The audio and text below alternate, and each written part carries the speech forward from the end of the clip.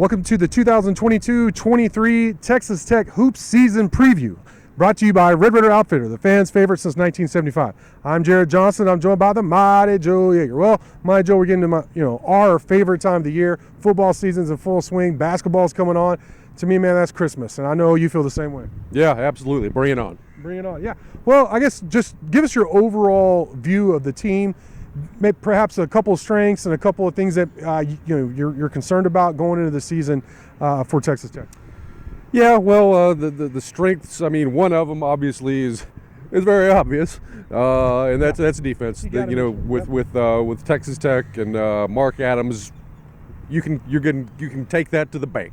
They're going to guard, and I don't think that's going to be any different. In fact, I think they might be even just a little bit better defensively than last year. Wow. I really do. I mean, I like the quickness of the guards and a guy like Davion Harmon, for instance, to really get out and apply pressure out on the perimeter and check people that way. And so defensively, I think that could pay some dividends. And when IMAC comes back, going to have a couple of bigs in there as well. So potentially some rim protection from those two guys. I think this could be, even by Texas Tech standards, a pretty stout defensive team. And that's kind of scary for people right there. You mentioned Fardon with that foot injury being out. They're saying at least until conference play, but or maybe even sooner than conference play, but right around then. And then realistically, him being like really ready to go in terms of rounding into shape and competitive and all that. I'm thinking, just my opinion, about midway through Big 12 play and onto the tournament. But how much of a loss is that? But then also, what will he bring once he is back? It's a big loss. Yeah, no doubt about it. I mean, and because of that loss, I think there's going to be some serious rough patches for this team early in the season.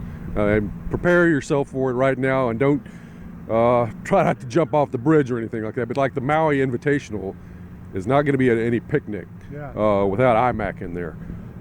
So it's a big loss. I mean, it hurts not only the fact that you lose potentially your best player, right? Because I mean that's kind of what you were looking at with that guy, but also I mean this cuts down on your depth. It takes somebody out of the rotation, and the guy would fill up that spot is somebody who's not as good by any stretch of the imagination. I don't think this is a particularly deep team anyway.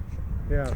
So, I mean, it's a big loss. And he's a guy that he's a big scorer. Mm-hmm. He's with his defensive player of the year in his conference. He gets it done on both ends of the court. A good rebounder, basically just a good all-around player. And on top of that, word has it that he's a pretty good leader and teammate, and everybody likes him. So, he's got kind of the whole package. I mean, he's not like a hyper-athletic NBA type of a big man. Right. But a really good college basketball player. So you were counting on that guy, and boy, you really hope that he can, as ahead of schedule on the injury and the rehab, and that he can come back a little bit earlier than what people are projecting, because the team is really going to need him. What players are you expecting to kind of step in and fill the void for Texas Tech in his absence? Well, there's just nobody who really fits that mold, nobody who is that accomplished. I mean, obviously, you've got Bacho, who's the other really true big on the team, but those guys were going to play in tandem. Yeah. That was kind of the plan. So it's not a case of Bacho filling in for IMAC. You're still taking one of those bigs out of the equation. So, and there's nobody else in there who can do that. So, I mean, basically, you're going to have to reconfigure your team. You're just going to go from being sort of a two-big team to a more traditional recent tradition anyway, of college basketball, with basically one big, a power forward and O'Banner, and then a bunch of guards. And so, these guards are really going to have to step up and play well. You're going to have to find some place to get some offensive productivity, scoring, because IMAC was a guy who's probably going to be giving you, I don't know, maybe 15 points a game, I would think. Yeah. That's not easy to replace. But one good thing is you become quicker on defense, and you're already going to be quick on defense. Maybe you generate some more turnovers and create some offense out of that. So that's, if you're hunting for a bright side out of that, maybe that's the way to look at it. Staying in the front court, the lone returning starter is a good one in Kevin O'Banner. He averaged about 10 and 5 last year for the season, but he was really good in like big games. That's one thing. And looking back and thinking about his season last year, he had that huge game against Baylor in the home win. I think it was like 23 and 13 or something like that. And then he averaged a double-double. He had a double-double in every NCAA tournament game last year. So, including 15 points and 15 rebounds against Notre Dame. And I was there, and that was a bizarre game where Tech couldn't hit anything. And I mean, like wide open layups. It was weird. It was like they had a voodoo curse on them or something. But O'Banner stepped up, 15 points, 15 rebounds. Without that performance, they don't get out of the second round, Monty Joe. So, what are you looking for from Kevin O'Banner this season? I would like for him to play an entire season kind of the way he played the tail end of last season. Yeah. If he could just carry over that last month or so and slowly build on that over the course of the season, then he's potentially an all Big 12 sort of a player. Mm-hmm. He was not a good shooter for much of the year. Yeah. I mean, there were times when he was shooting down under 30% from three, and he came in from Oral Roberts, I think, as a plus 40 shooter. So what the heck was going on there? And supposedly he has worked to develop sort of an off-the-ball scoring component to his game. Dribble? Off the dribble, put it on the deck and create some offense that way. If he can do that, and make himself sort of a threat to drive it a little bit, then guys are going to have to lay off of him. Yeah. Which is going to open up that shot, and maybe he'll get a little bit better looks, and that percentage does creep up. I believe he shot last season, finished something like 34% from three, something like that. He's better than that. He's better than that, and I would really like to see him get that up around 40%, because, I mean, they're going to need his outside shooting. I do not believe, even though they tried to address it with recruiting classes, I still don't think that outside shooting, deep shooting, is going to be a team strength. So they're going to need all they can get from guys like O'Banner. We've talked about the front court, and you mentioned Davion Harmon, but I'm really excited about the 1-2 punch in the backcourt of Davion Harmon and Pop Isaacs. I think Pop Isaacs is going to bring a dimension to Tech's offense we haven't seen in a long time. We've seen some really good guards, don't get me wrong, really good scoring guards, but we haven't seen that kind of classic facilitator, the guy who can consistently break down defenses and get wide open shots for his teammates. But he's also a good shooter too, by the way, which I know you pointed out in one of your previews. But just what do you expect from that duo?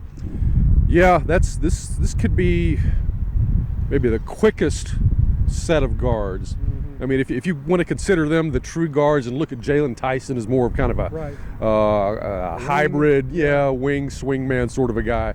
I mean, these are the quickest two guards that Tech has put on the court in a long, long time. Yeah. And I'm struggling to go back to find out when that was. I mean, Pop Isaacs, super quick. Harmon, same thing. Yeah. Both of these guys are going to break people down off the dribble, and it's maybe just a personal thing with me, but I mean, if I'm a coach coaching offense on basketball, that's the number one thing I'm looking for is somebody who can penetrate into the defense, because penetration is death for a defense. You can't just allow a guy to go. You got to suck in and clamp down and try to shut off that penetration, which means doubling down. Suddenly guys are open. Yeah. So if you got two guards in Harmon and Isaacs who can do that, which they can, then this is something that is going to really help that outside shooting game. Yeah. So maybe even if you don't have a lot of stone cold shooters out there on the court, their percentages could just improve and get better just because of what Harmon and Isaacs can do, in terms of penetration. And as far as Isaac goes, I think that ultimately they're calling him kind of an off guard, combo guard right now. I still consider him more of a true point guard who has the ability to shoot it. He is going to be the classic floor general kind of a guy. Some of you people may remember when Texas Tech beat Florida in the NCAA tournament back in 2018. I sure remember it. We were there. Yeah. That was a heck of a game. Anyway, Florida had a point guard by the name of Chris Chiozza. Oh, yeah. And to me, Isaacs and Chiozza are almost like, they're practically identical. That's pretty good. And he scared the life out of me. I was like, uh-oh, Florida. I'm worried about Florida because Chiozza, I think Isaacs can be that sort of a guy for Texas Tech.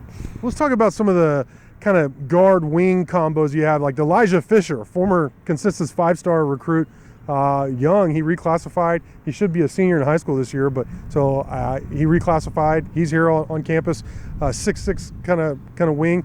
You mentioned Jalen Tyson, same kind of size, but a different skill set for sure. Kerwin Walton. Some of those guys What do you expect from those positions, the kind of the 2 and 3?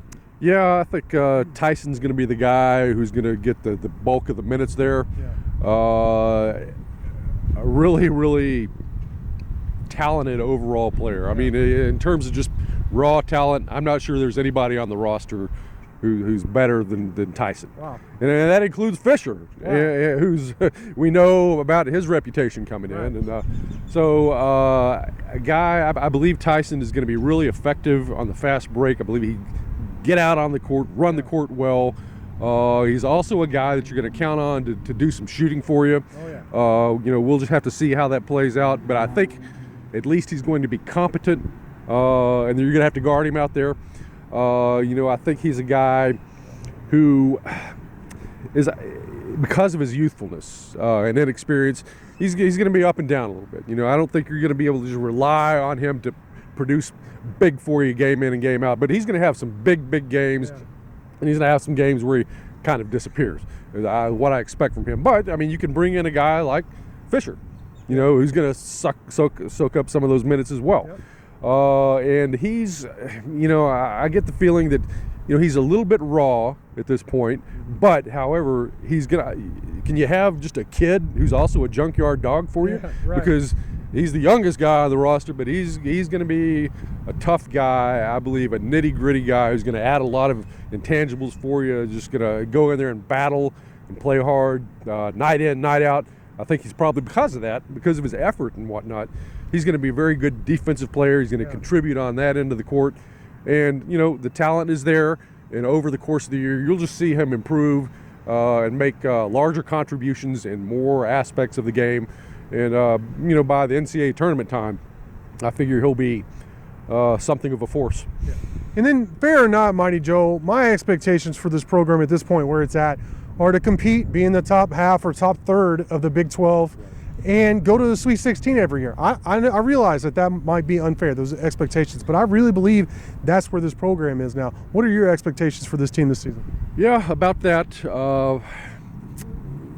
I've been saying all along that I think that this is going to be probably, when it's all said and done, similar results to what we saw last year. Yeah.